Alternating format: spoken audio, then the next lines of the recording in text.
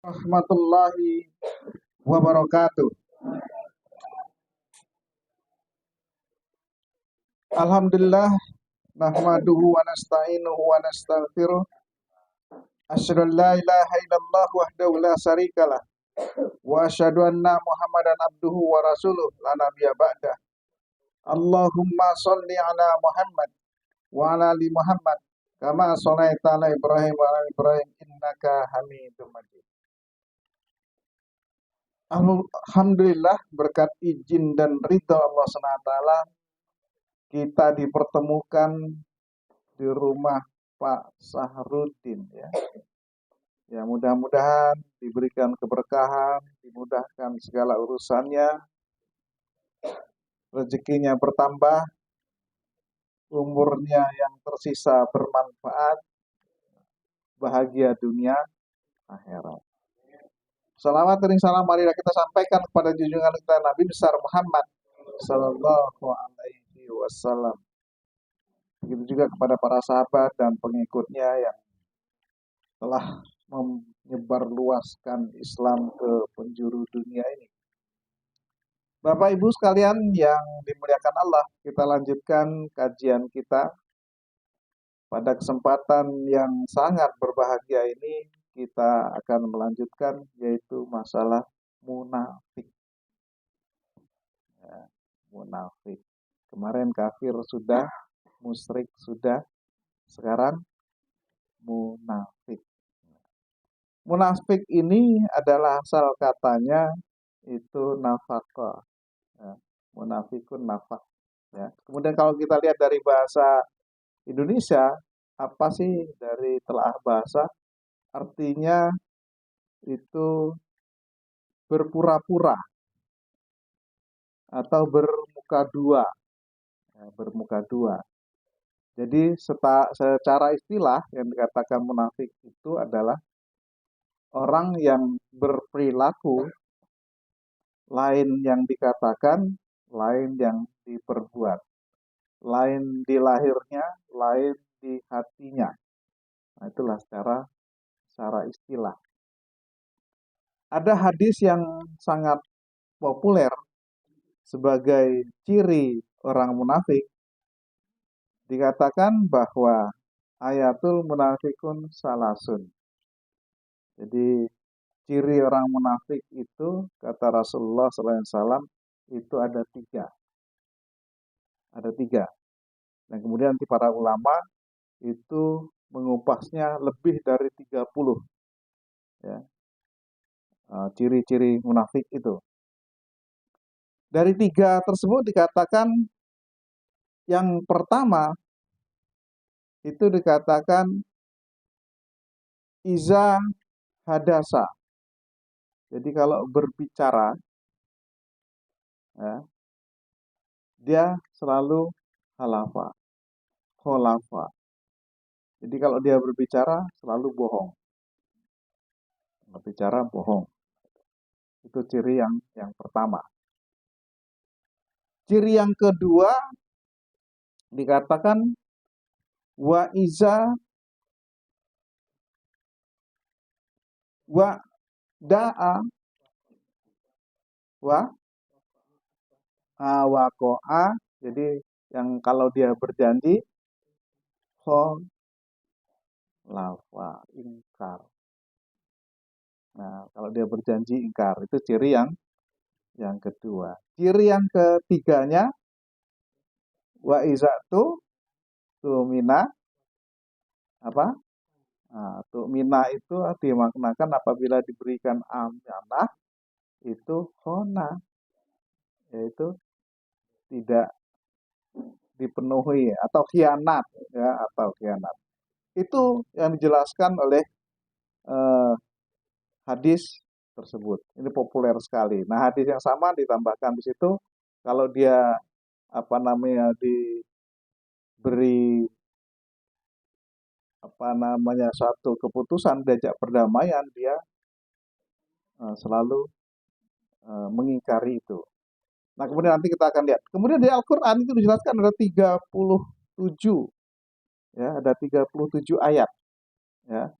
Ada 37 ayat yang menjelaskan bagaimana ciri-ciri orang munafik. Ini sangat berbahaya sekali, ya. Nah, kenapa berbahaya? Nah, kita kupas dulu ciri yang lain, ya. Ciri yang lain yang munafik itu adalah atau kita kupas dulu yang tiga, ya. Yang tiga yang dijelaskan oleh Rasulullah. Yang pertama itu apabila bicara itu bohong, ya. Sudah jelas panduannya, ya. Berbicara bohong itu, ya. Berbicara dia selalu bohong, berbicara selalu bohong, ya. Tidak sesuai dengan kenyataan, ya.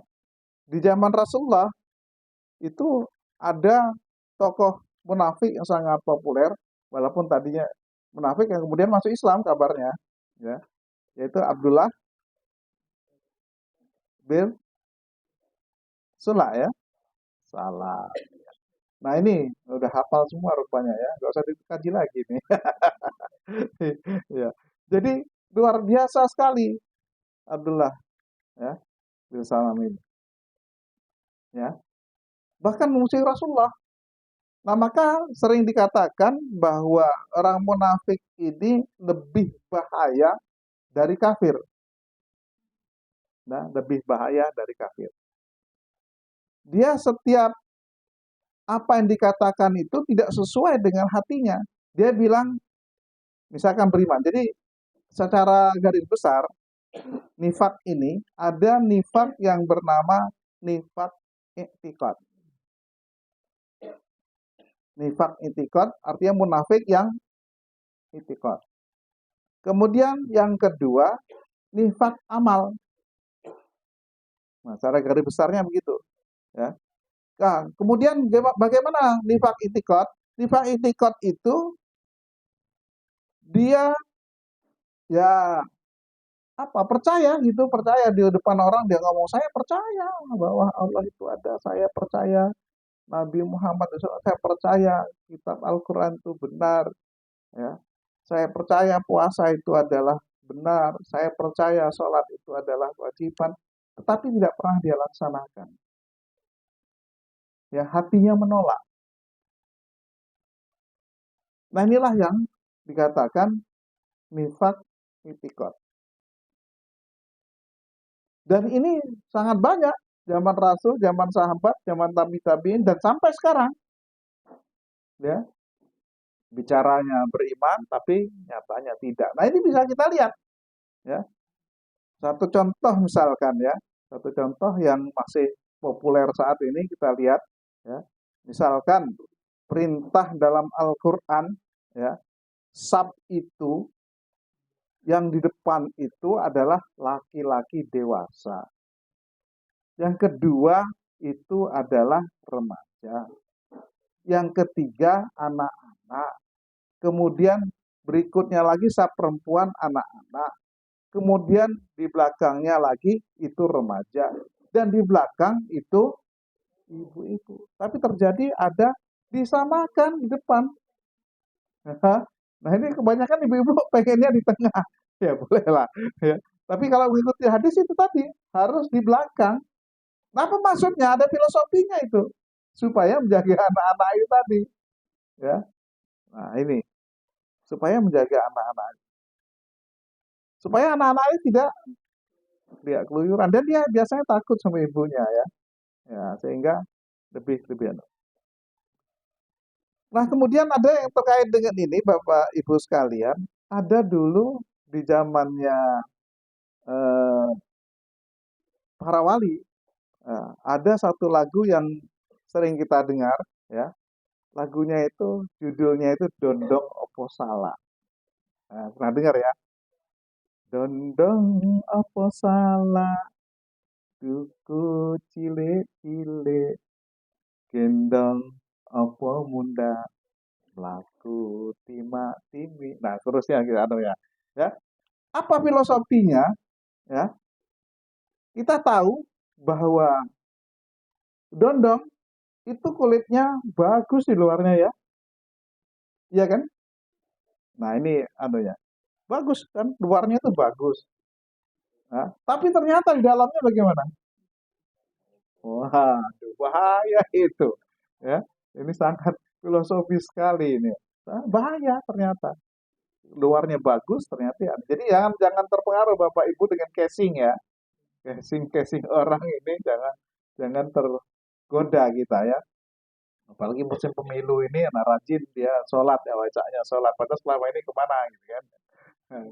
Rajin rajin ikut pengajian ya. Tapi selama ini kemana gitu kan. Nah ini. Nah, nah ini dondong. Ya kita kanu aja ya. Itu dondong gitu ya kan. Nah beda lagi dengan salah. Ya. Kalau salah bagaimana? Salah itu waduh kasarnya bukan main ya. Wah, tapi nyatanya dalamnya bagus ya. Ya kalau ada yang busuk ada segala macam lain ceritanya ya karena ada ulat dan lain sebagainya. Tapi pada prinsipnya rata-rata salah itu bagus. Nah kemudian bijinya di bagian dalam ya nggak kelihatan artinya. Jadi luar biasa sekali. Nah yang lebih enak lagi apa? Duku. Duku itu kulitnya bagus, dalamnya bagus, isinya juga bagus bermanfaat. Jadi kalau sakit malaria, makan saja bijinya, ya, kunyah saja, tapi telan saja nanti diproses oleh perut kita. Ya. Nah ini luar biasa sekali. Kalau saya tidak salah ini yang buat lagu ini adalah Sunan Bonang, surat dari Jawa Timur sana. Karena dia pendekatannya pendekatan budaya. Termasuk nanti ya ada cara bagaimana mengatasi munafik ini itu ada lagu dari Sunan Bonang nanti di akhir ya. Nah ini. Jadi kalau dia berbicara, berkata bohong ya. Nah ini bahaya. Sangat berbahaya sekali ya. Itu harus kita jauhi. Yang kedua, janji ya. Kalau janji tidak ditepati ya, tidak tepati kalau janji. Banyak macam-macam janji, apalagi musim pemilu ini. Wah, macam-macam janjinya. Tapi setelah jadi, bye-bye. Selamat tinggal. Janji tinggal janji. Sampai buat lagu, janji buat hatiku keki katanya kan.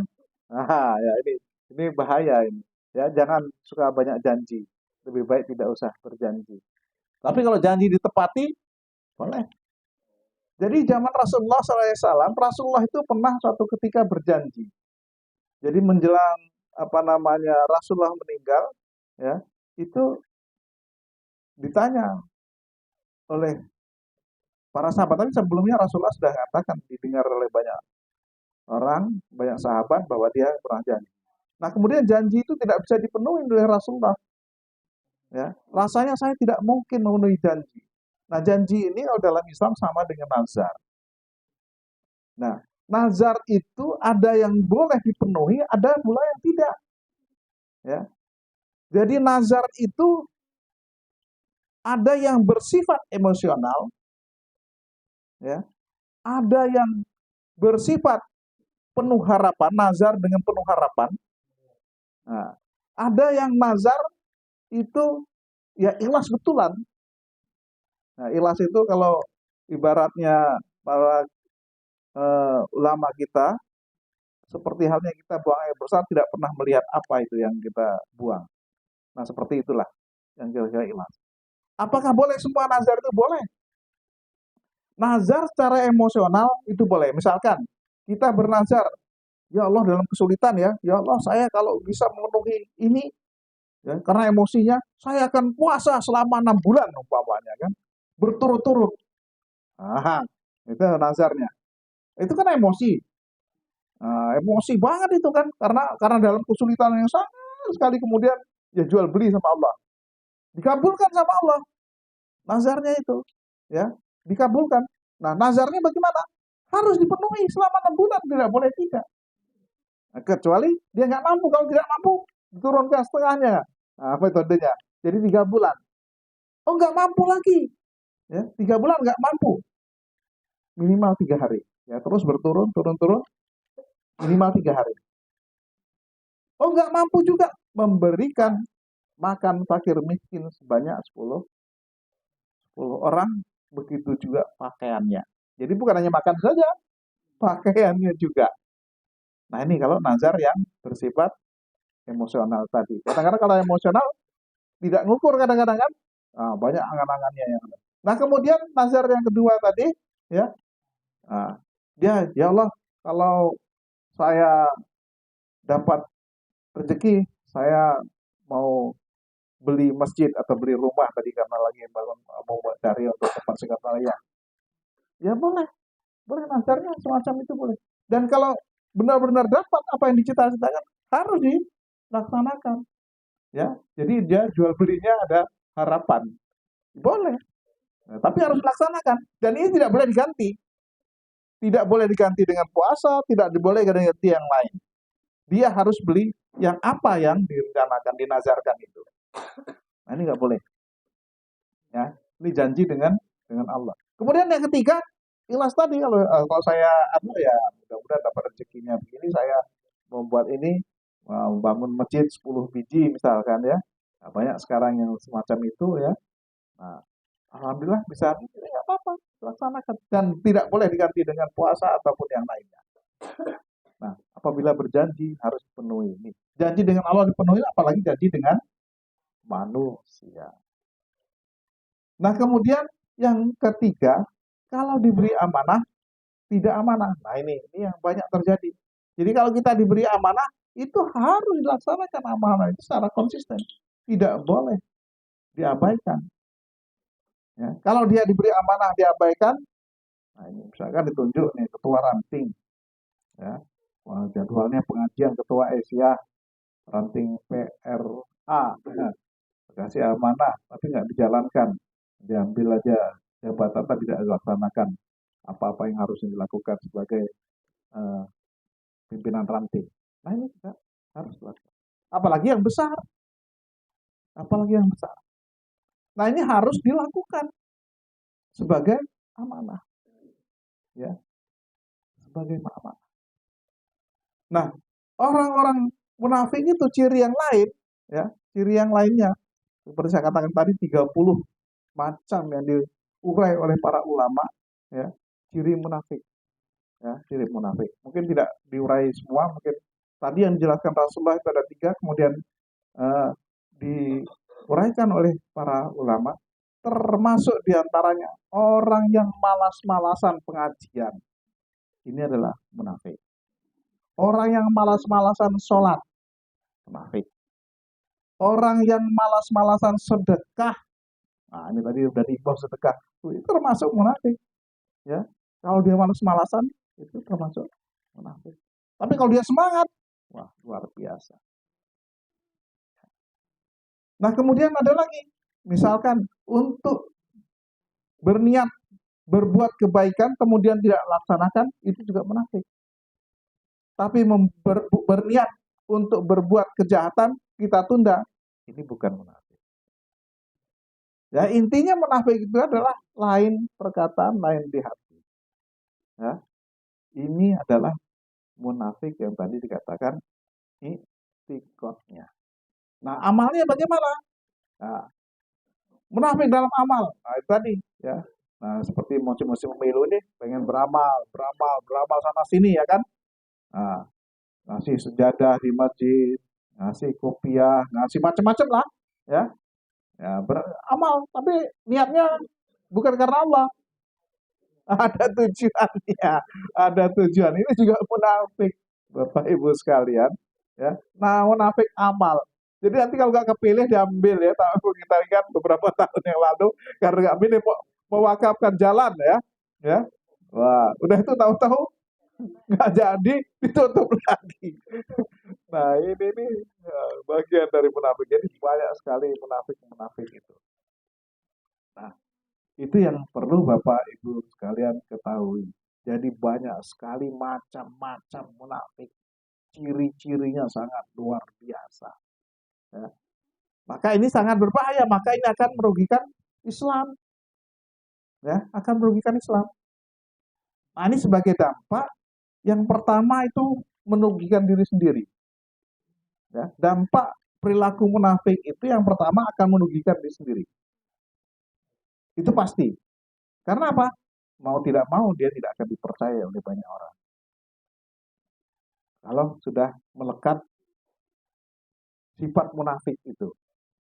Nah, misalkan ya, wah, pernah kenal dengan si Angga. Oh iya.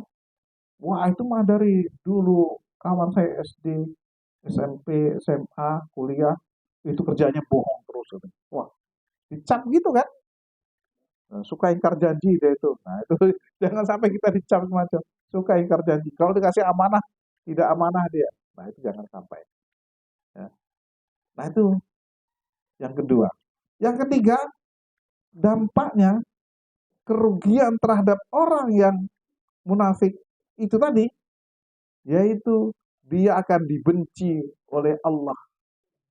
Sudah pasti dibenci manusia juga dibenci Allah. Wah, ini harus kita jaga, jangan sampai. Makanya ini adalah merupakan salah satu daripada perusak akidah yang kita bahas beberapa waktu yang lalu. Jadi ada berapa kemarin? 6 ya? 6 apa 8 kemarin penegak apa rusak akidah ya. Lalu ini ya baru yang ketiga kita bahas. Yang pertama itu adalah kafir, yang kedua itu adalah musyrik, kemudian yang ketiga ini adalah munafik. Nah, munafik ini bisa bekerja sama dengan siapa saja. Ya. Bisa bekerja sama dengan siapa saja. Karena dia munafik. Dalam segala hal. Dalam segala hal. Dalam politik, oke. Dalam akidah kadang-kadang dia begitu kelihatannya bagus, tapi nyatanya tidak. Nah, ini sangat sangat bahaya. Nah, kalau ini sudah melekat pada diri manusia dan masyarakat kita, maka akan merugikan masyarakat secara umum juga. Kalau itu sudah merata di mana-mana, nah ini sangat sangat berbahaya. Dan ada persekongkolan, ini bahaya. Persekongkolan antar orang munafik. Nah, ini terjadi persekongkolan. Ya. Persekongkolan antar orang munafik. Nah, ini sangat bahaya lagi. Ya. Karena mereka bersekongkol bagaimana menghancurkan umat Islam. Ya. Bagaimana dia akan menghancurkan pribadi-pribadi umat Islam dengan berbagai macam upaya. Baik pendekatan politik, pendekatan budaya, pendekatan sosial, pendekatan pendidikan, dan macam-macam. Ya, bahasa dulunya Ipolek Sosbud lah ya. Nah, itu semua mereka upayakan itu. Nah, ini sangat berbahaya. Lalu bagaimana jalan keluarnya? Nah, jalan keluarnya untuk mengatasi itu semua agar kita terhindar, ya, agar kita terhindar dari sifat-sifat munafik, maka wali kita yang bernama Sunan Bonang tadi memberikan tata cara. Nah, ini ada orang Jawa dulu ada lagunya Tombo Ati. Ya. Ada lagi tadi Tombo Ati ada yang apa lagunya? Tombo Ati itu ono lima kaping pisan maca Quran sak maknane kaping pindho salat wengi lakonono.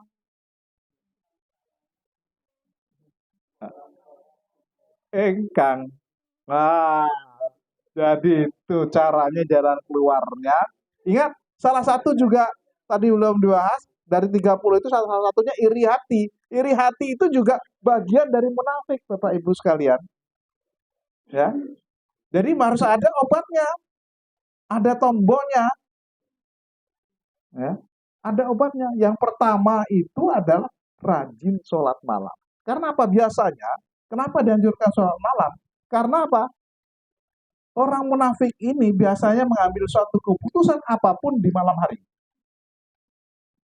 Untuk bagaimana mengelabui umat. Itu malam hari. Selalu begitu. Dan itu memang dicontohkan oleh Rasulullah. Maka kita harus ngadunya kepada Allah karena Dia melindungi kita semua, ya kan? Karena Dia adalah merupakan tauhid uluhiyah kita, karena Dia tauhid rububiyah kita, karena Dia asma wa sifat kita, karena Dia juga merupakan mulkiyah kita. Nah ini harus ke sana. Ini belum dibahas nanti ya. Kita membahas tauhid secara itu belum. Nah itu ya sama. Maka yang pertama itu adalah sholat malam. Ya. Kemudian yang kedua, baca Al-Quran. Baca Al-Quran sama maknanya. Kalau baca saja, ya boleh dapat juga. Tapi kalau nggak tahu maknanya, nah seperti burung beo nanti kan. Nah maknanya nggak sedikit-sedikit aja satu ayat. Ya. Nah ini harus dimulai. Ya. Ya, saya sudah berapa pagi tadi episode 581. Ya, 581. Satu ayat ya tiap hari. Ya. Insya Allah akan membawa pencerahan bagi kita. Ya. Gak usah banyak-banyak, satu ayat aja. Kalau banyak-banyak nanti tambah bosen. Ya. Wah itu berapa hari kita, waduh, selama 6.660 hari nanti. Ya. Terus, ya maknanya itu terus dianukan. Nanti kalau itu sudah kita lakukan, ya mulailah dari surat Al-Fatihah itu, ya, sampai kita bisa tahu apa yang kita baca dalam sholat. Nah ini, kenapa kok malam? Ya, karena malam itu adalah tempatnya kita mengadu kepada Allah SWT dan malaikat selalu berjaga-jaga itu. Ya.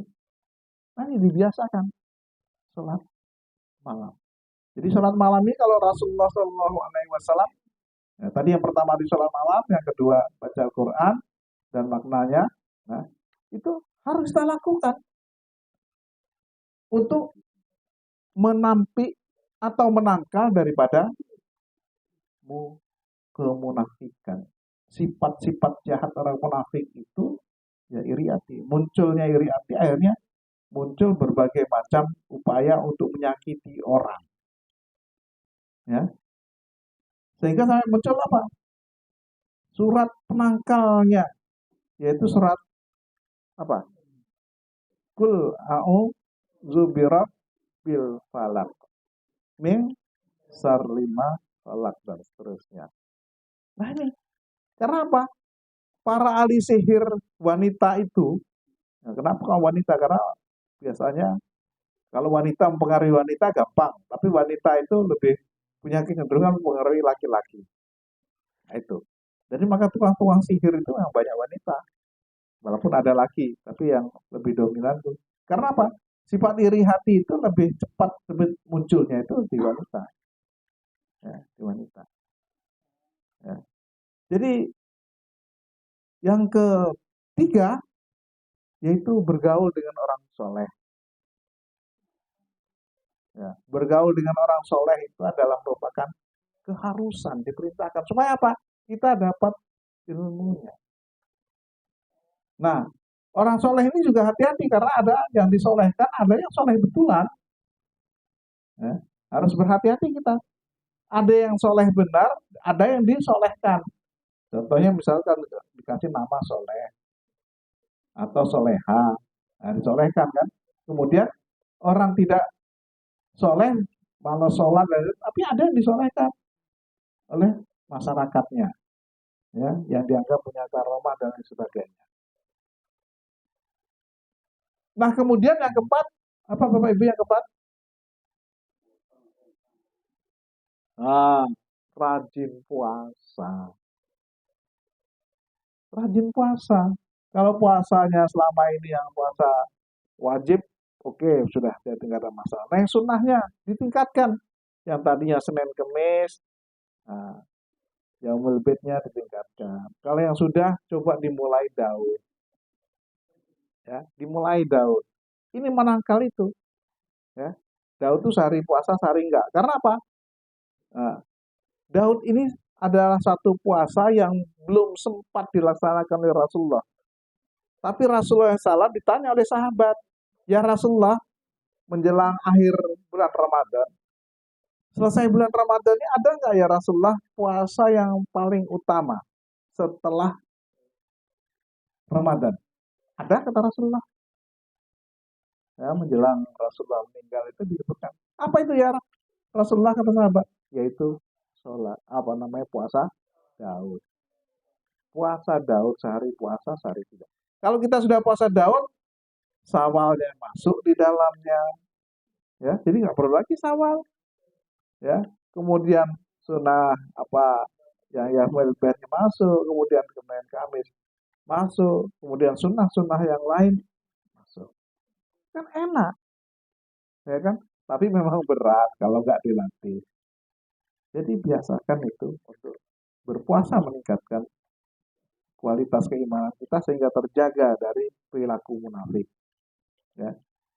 Kemudian yang terakhir apa? Sudah? Apa yang terakhir? Nah, sudah tadi kan? Yang pertama tadi salat malam, yang kedua baca Al-Quran banyak-banyak, yang ketiga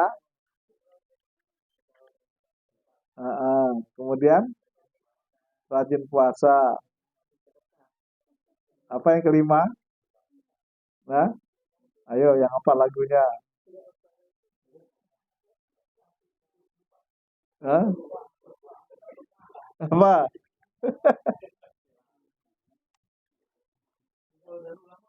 Sudah? Ayo.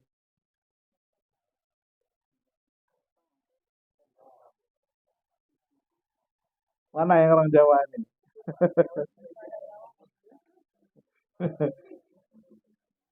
Iya, bagus. Zikir sebanyak-banyaknya. Melangkah kemana itu zikir. Jangan lupa. Minimal subhanallah, alhamdulillah, Allahu Akbar, dan seterusnya. Sambil jalan. Ya. Nah, bahkan para ulama mengatakan selawat Nabi termasuk bagian zikir. Ya mudah, murah, meriah, nggak pakai modal, hanya modal cangkem, modal. Ya zikir. Nah itu adalah penangkal kemunafikan. Nah kalau ini sudah kita bentengi diri kita, maka sangat luar biasa kita akan menjadi manusia-manusia yang tahan banting terhadap fitnah dunia dan fitnah akhirat. Nanti ada fitnah-fitnah besar yang akan muncul kemudian, nah insya Allah bisa. Banyak orang-orang munafik itu akan bermuncul dan itu akan selalu ada sampai kapanpun, nggak akan bisa kita hapuskan sebelum dunia ini kiamat. Maka harus dicari jalan keluarnya. Nah ini sudah diberi batasan-batasan bagaimana yang seharusnya kita lakukan untuk melakukan daripada penangkalan terhadap sifat-sifat munafik yang sangat berbahaya itu. Minimal diri kita sendiri. Syukur bisa menyampaikan kepada anak kita, keluarga kita, tetangga kita, masyarakat kita. Itu insya Allah akan bahagia dunia dan akhirat. Masih ada waktu bapaknya? Masih. Ya. Nah kemudian Bapak Ibu sekalian yang dimuliakan Allah. Jadi kenapa tadi ibu yang lebih utama, ya? Kalau kita lihat, kita lanjutkan lagu Dondong Apa Salah Duku, cilik-cilik gendong opo munda melaku timi-timi, aku nderek ibu. Nah, kenapa di situ ibu yang didereki, yang diikuti? Karena ibu itu adalah mempunyai suatu sifat yang sangat dalam dibanding laki-laki. Sifat kasih sayangnya itu tanpa batas. Nah ini adalah telaahannya. Kalau bapak-bapak terbatas. Nah, makanya banyak kalau ibu-ibu tinggal bapaknya tahan itu untuk tidak nikah lama-lama. Tapi kalau bapaknya mana tahan ya kan? Walaupun ada satu dua ya. Nah ini kalau ibunya tahan, nah kenapa? Itu tadi masih sayang kepada anak. Walaupun ada sebagian kecil yang anaknya belum, bahkan ada yang belum habis masa idahnya sudah udah nikah padahal dilarang itu kan. Ya, karena sudah nafsunya, ya itu tadi ada juga kelebihan-kelebihan yang semacam itu ada juga. Nah, kenapa tadi pelakunya time-time pelan-pelan? Karena ibu ini biasanya membimbing anak-anaknya itu pelan-pelan, penuh kasih sayang. Kalau bapak kan enggak, bagaimana cepet lah gitu ya. Nah, ini kan. Jadi ada secara psikologinya yang sangat luar biasa ini lagu ini. Ya. Jadi kalau ibu-ibu itu timah-timih betul lagunya. Nah, kemudian kenapa harus ke pasar? Itu kan. Kan kadang-kadang kalau kita nggak tahu makna lagu itu ya, kenapa harus ke pasar? Nah, di sana, Bapak Ibu sekalian, itu melatih mental kita. Di pasar itu semua macam orang ada. Karena dia tempat transaksi jual beli yang berbagai macam cara. Di situ ada. Supaya melihat pasar. Jadi jangan dimaknakan pasar yang tidak bermakna. Nah ini harus kita pahami bahwa pasar itu adalah merupakan tempat transaksi yang model-model orangnya, cara-caranya satu dengan yang ada yang suka curi timbangan, ya kan? Ada yang curi timbangannya sedikit, ada yang banyak, ada yang banyak banget, ya kan? Nah ini suatu perilaku di pasar itu bisa kita lihat. Orangnya begitu juga, ada yang rewel, ya, ada yang rewel, ada yang katakan ini harganya begini, wah kalau ditawar sekian, oh untung aja belum, padahal sudah untung gitu kan? Nah, ini orang awak nih biasanya ya. Ada orang awak sini. Ya. Kasih harga sekian kita tawar, kita sudah tahu harga ya, apalagi ada ya, sudah tahu harga kita tawar sekian. Waduh rugi, nah itu udah termasuk munafik juga itu kan. Udah bohong itu. Ya. Jadi lebih baik diam kan, sudah maksud kita kasih harganya memang sengaja dibuat berlipat, tetapi memang sudah untung, ya mau diambil, enggak sudah jangan bilang rugi. Nah jadi nggak halal deh yang dapat tadi. Nah ini pasar itu yang merupakan tempat bagaimana kita melatih jiwa kita mental. Jadi Bapak Ibu yang jarang ke pasar ya coba-coba ke pasar lihat itu macam-macam orang ya.